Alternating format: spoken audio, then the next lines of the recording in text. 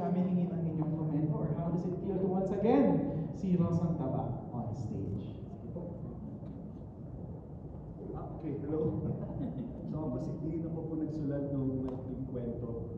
So kami mga writer na ganyan, words lang talaga ang meron kami. Ibang-ibang experience yung i-adapt siya ng mga napakahusay ng mga playwright. Kasi yung kanilang vision, dinagdag nila sa mga salita at nag-iba, lumaki, lumalim, naging mas maganda. At natatandaan ko na luha talaga ako nung una ko itong nakita. Kasi natatandaan ko, sinulat ko siya noon pa. Tapos nabuhay siya ng iba, nagkamusika, nagkagalaw, nagkaroon ng ibang katotohanan. So, nung una ko siya nakita last year, iba yung experience. Nung nakita ko ngayon, it's different again. It's like seeing something new. So I'm excited and I will watch it on the regular run. So I'll tell you, if there's something new, gusto ko lang sabihin na nagpapasalamat talaga ako sa production nito at syempre sa mga manggugula na iba talaga nila. Pag writer ka, malungkot ang buhay kasi nagsusulat ka lang. Pero ito, nabuhay at na-share yung kwento. Kaya gusto kong sabihin ang katotohanan, hindi sa akin ito, sa amin itong lahat, para sa inyo.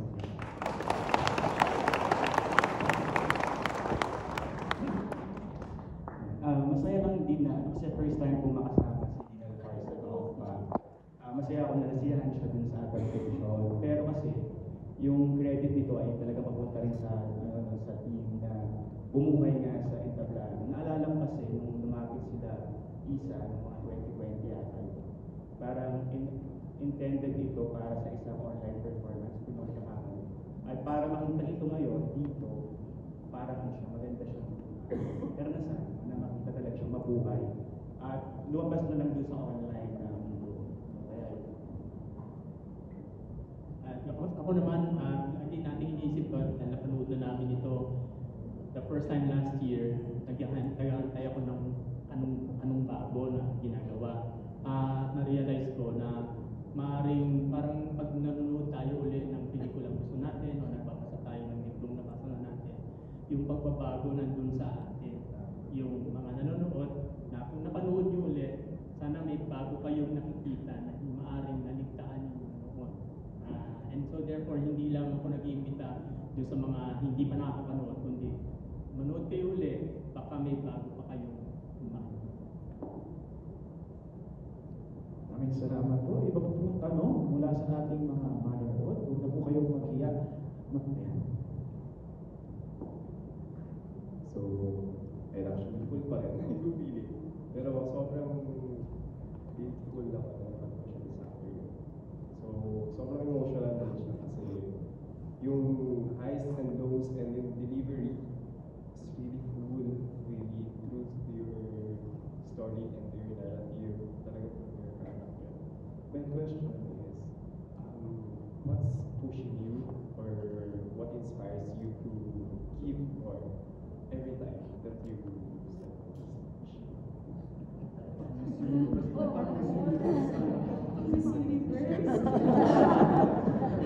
Thank you for that wonderful question.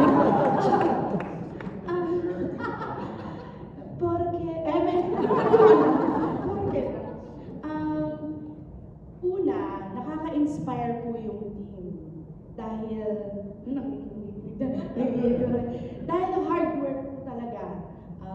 Pinaghirapan namin lahat. Kahit ano pa yung task na na-assign sa'yo, lahat ay nagbigay ng hard work. Pangalawa po, para po sa audience. Siyempre, para makuha, unfair naman yun. Binigay ko kahapon, tapos ngayon hindi. Siyempre, lahat kayo deserve na makakuha ng same quality ng palabas at yung mensahe. At saka siyempre, para to sa mga majujubis, yun yung lagi ko sinasagot. Sa mga matataba! At hindi na sa mga matataba yung mga binubuli, yung outcasts.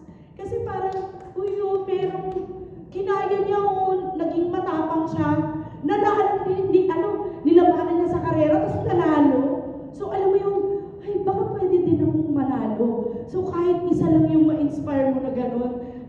ma-inspire pa siya ng ibang tao, edi sabay-sabay tayong lalaban, ganon.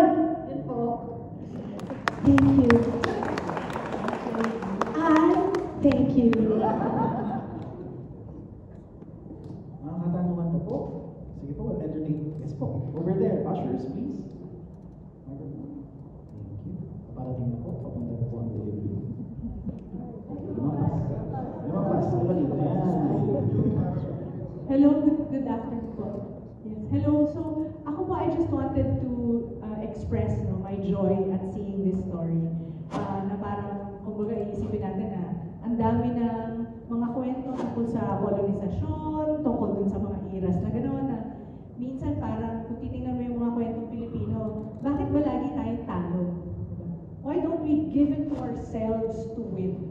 Parang gano'n. And this is why parang I found this story so uplifting, so refreshing, that we can envision, by looking at the past, we can envision also a future for us where we can win. Thank you. Thank you very much.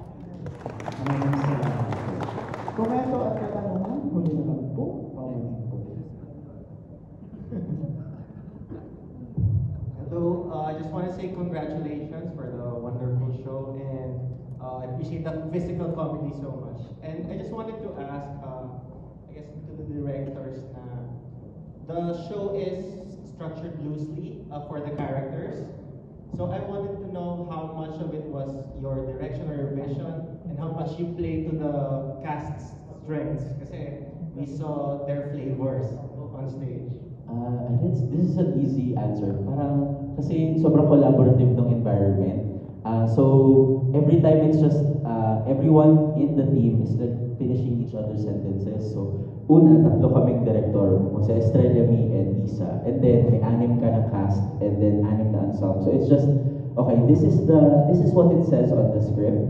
And then how do we turn this script into on stage? So we will give a prompt for everyone, and then another prompt, and then we rehearse it, and then see what works. It's really that kind of collaboration. So what you see on stage is a myriad of various decisions during the entire process. And this has been like a 3-year project already.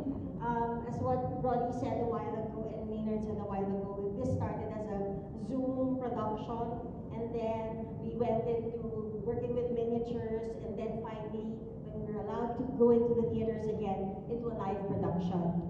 And we were also working, in the first run, we were working with a student cast. And what's so exciting and fun about that is both the student cast and the professionals were kind of bouncing off each other ideas on how to actually do the performances, and they were borrowing each other's antics and nuances. And that spirit of collaboration has always been present in the production, and most especially now when we were tightening the jokes and tightening the fun stuff.